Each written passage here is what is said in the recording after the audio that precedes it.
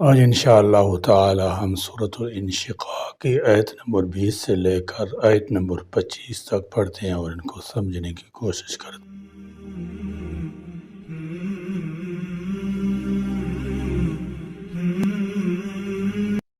اعوذ باللہ من الشیطان الرجیم، بسم اللہ الرحمن الرحیم۔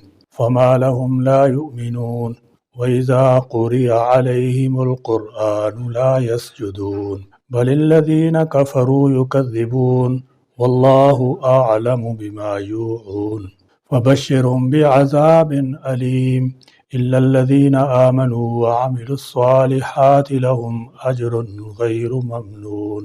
فما پس کیا ہے لہم انہیں لا یؤمنون وہ ایمان نہیں لاتے۔ اللہ تبارک و تعالیٰ کی تمام تر نعمتوں اور ہدایت کے باوجود انسان راہ راست پر نہیں آتا تو اللہ تعالیٰ جل شانہ شکوہ کرتے ہیں، فما لہم لا یؤمنون، ان لوگوں کو کیا ہو گیا ہے کہ وہ ایمان نہیں لاتے۔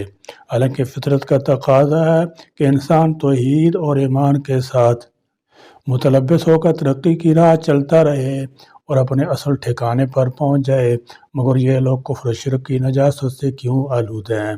یہ لوگ کیوں داہریت اور الحاد میں پڑے ہوئے ہیں اور ایمان نہیں لاتے؟ وَإِذَا اور جب قُرِئَ پڑھا جاتا ہے علیہم ان پر القرآن قرآن لا یسجدون تو نہیں وہ سجدہ کرتے، برخلاف اس کے ان کی حالت یہ ہے وَإِذَا قُرِئَ عَلَيْهِمُ الْقُرْآنُ لَا يَسْجُدُونَ جب ان کے سامنے قرآن پڑھا جاتا ہے تو اللہ تعالیٰ کے سامنے عاجزی نہیں کرتے۔ قرآن کریم تو صراط مستقیم کی طرف ہدایت دیتا ہے، یہ تو ترقی کا پروگرام پیش کرتا ہے، مگر یہ لوگ اس کی طرف متوجہ نہیں ہوتے۔ لا یسجدون کا لفظی ترجمہ یہ ہے سجدہ نہیں کرتے، مگر اس مقام پر مراد عاجزی ہی ہے، یعنی یہ لوگ تلاوت قرآن کے وقت عاجزی نہیں کرتے، حالانکہ انہیں اپنے خدا کے حضور عاجزی کا اظہار کرنا چاہیے۔ سجدہ تلاوت واجب ہے۔ قرآن پاک میں 14 مقامات ایسے ہیں کہ جب یہ آیات تلاوت کی جائیں تو پڑھنے اور سننے والوں سب پر سجدہ کرنا واجب ہو جاتا ہے، کیونکہ ایسے مقامات پر سجدہ نہ کرنے پر اللہ تعالیٰ جل شانہ نے سخت ملامت کی ہے، لہذا اس وعید کے پیش نظر اس حکم کی ضرور تعمیل کرنی چاہیے۔ اس آیت سے ثابت ہوا کہ سجدہ تلاوت کی آیت سننے والے پر سجدہ تلاوت کرنا واجب ہے، اور حدیث سے ثابت ہے کہ وہ آیت پڑھنے والے اور سننے والے دونوں پر سجدہ تلاوت واجب ہو جاتا ہے۔ سجدہ تلاوت کے لیے بھی وہی شرطیں ہیں جو نماز کے لیے ہیں، جیسے طہارت، قبلہ رو ہونا اور ستر عورت وغیرہ۔ سجدہ کا مسنون طریقہ یہ ہے کہ کھڑا ہو کر اللہ اکبر کہتے ہوئے سجدہ میں جائے اور کم سے کم 3 بار سبحان ربی الاعلیٰ کہے، پھر اللہ اکبر کہتے ہوئے کھڑا ہو جائے۔ سجدہ تلاوت کے شروع اور آخر میں دونوں بار اللہ اکبر کہنا سنت ہے، اور کھڑے ہو کر سجدہ میں جانا اور سجدہ کے بعد کھڑا ہونا یہ دونوں قیام مستحب ہیں۔ سجدہ تلاوت فی الفور ضروری نہیں۔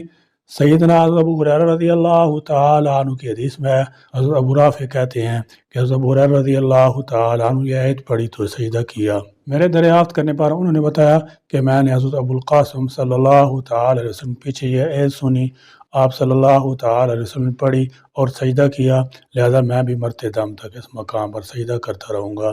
اس روایت سے بھی ثابت ہوا کہ سجدہ کی آیت پڑھنے پر اور سننے والوں پر سجدہ واجب ہو جاتا ہے۔ یہ ضروری نہیں کہ کوئی شخص قصداً سنے تو جب بھی سجدہ واجب ہوگا، بلکہ اگر بغیر قصد کے بھی بغیر ارادہ کے بھی ایسی آیت سن لی تو سجدہ ضروری ہو گیا۔ ہاں اگر کوئی تلاوت کے وقت سجدہ کے لیے تیار نہیں ہے، اس کا وضو نہیں ہے یا کوئی اور عذر ہے تو سجدہ تلاوت فی الفور واجب نہیں بلکہ بعد میں بھی ادا ہو سکتا ہے۔ سیدنا حضرت عمر فاروق رضی اللہ تعالی عنہ نے ایک مرتبہ یہ آیت منبر پر پڑھی تو سجدہ کیا، مگر ایک دوسرے موقع پر پڑھی تو سجدہ نہ کیا۔ مسئلہ یہ سمجھانا مقصود تھا کہ سجدہ تلاوت فی الفور ضروری نہیں، یہ پڑھنے سننے والے کے ذمہ واجب ہو گیا ہے، آپ کسی وقت بھی ادا کر سکتے ہیں۔ بہرحال ہے یہ ضروری، اور جس کو دنیا میں سجدے کی توفیق نہیں ملی وہ زندگی بھر اکڑ کر چلتا رہا، یا جس نے ریاکاری و نفاق کا سجدہ کیا اس کی پشت تختے کی طرح سخت ہو جائے گی، وہ قیامت کے روز سجدہ نہیں کر سکے گا۔ اللہ تبارک و تعالیٰ فرمائے گا میں نے دنیا میں تجھے تندرستی دی، کمر بھی ٹھیک ٹھاک کی، مگر تم نے سجدہ نہ کیا، لہذا آج تو سجدہ نہیں کر سکے گا، آج تیری ناکامی کا دن ہے۔ بل الذین، بلکہ وہ لوگ جنہوں نے کفر کیا، یکذبون، وہ جھٹلاتے ہیں۔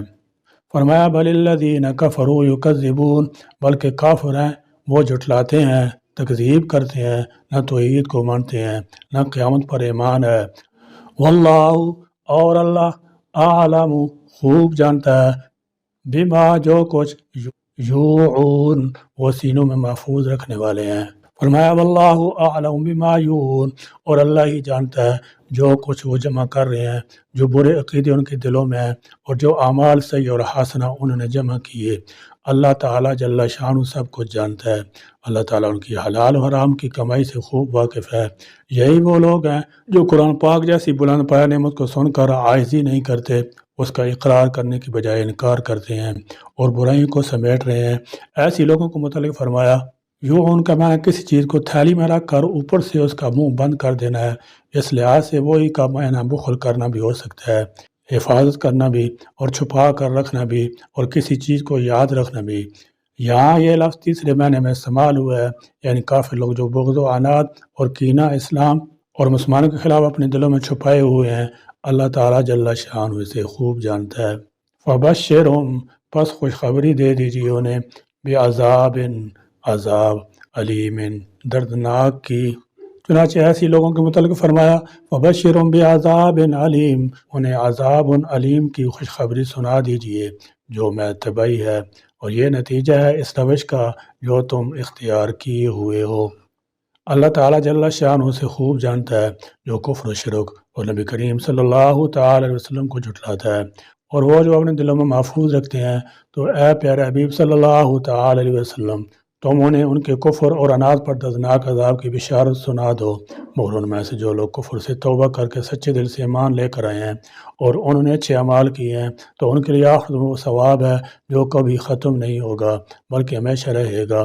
فرمایا اللہ، سوائے الذین، ان لوگوں کے جو آمنو، ایمان لائے، وعملوا، اور انہیں عمل کیے، الصالحات، نیک، لہم، ان کے لیے، اجر، اجر ہے، غیر ممنون، ختم ہونے والا۔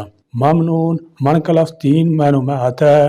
نمبر 1 احسان کرنا، نمبر 2 احسان جتلانا، نمبر 3 کاٹنا اور کٹنا، یعنی قطع و انقطاع۔ یہاں یہ لفظ تیسرے معنی میں استعمال ہوا ہے، اور اس معنی میں لازم و متعدی دونوں طرح آتا ہے۔ من میں انقطاع یکدم نہیں ہوتا، بلکہ کسی چیز کی آہستہ آہستہ کم ہو کر ختم ہو جانے اور اس سلسلہ منقطع ہو جانے کے معنی میں آتا ہے۔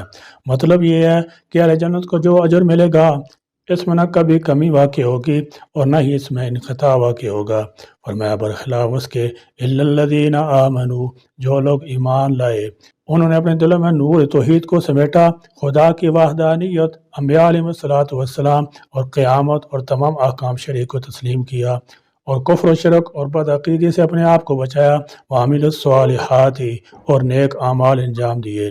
حضرت مجدد الف ثانی رحمۃ اللہ تعالی علیہ اپنے مکتوبات میں فرماتے ہیں، ایمان کے بعد جن اعمال کا دار و مدار ہے، من جملہ ان کے نماز، روزہ، حج اور زکوٰۃ بنیادی اعمال ہیں۔ ان اعمال پر کاربند رہنے والوں کے لیے اللہ تعالیٰ نے بخشش کا وعدہ فرمایا ہے۔ باقی تمام اعمال صالحہ، صدقہ، خیرات وغیرہ مذکورہ بنیادی اعمال کے تحت آ جاتے ہیں، حتیٰ کہ ام المومنین سیدہ عائشہ صدیقہ رضی اللہ تعالی عنہا سے حضور کریم صلی اللہ تعالی علیہ وسلم نے فرمایا، نیکی کی چھوٹی سے چھوٹی چیز کو بھی حقیر نہ سمجھو، اس کی قدر و قیمت اعمال تلنے کے وقت ہوگی۔ ایک ایک نیکی حاصل کرنے کے لیے لوگ دوڑتے پھریں گے اور کہیں میسر نہیں آئے گی۔ انسان اپنے اہل وعیال، اولاد، رشتہ داروں، دوستوں سے کہے گا خدا کے لیے ایک نیکی دے دو تو میرا کام بن جائے گا، مگر وہ کہیں گے کہ جب اپنا کام کرو، ہمارا اپنا معاملہ پھنسا ہوا ہے، ہم تجھے کہاں سے نیکی دے دیں۔ اسی لیے فرمایا کسی نیکی کو حقیر نہ جانو، یہ وقت پر بڑے کام آنے والی چیز ہے۔ حضور نبی کریم صلی اللہ تعالی علیہ وسلم نے فرمایا، اپنے بھائی کے ساتھ ہنسمکھ چہرے سے بات ہی کر لو تو یہ بھی نیکی ہے، راستہ سے پتھر یا کانٹا ہی ہٹا دو کہ کسی کو تکلیف نہ پہنچے، یہ معمولی سی نیکی بھی قیامت کے روز بڑا فائدہ پہنچائے گی۔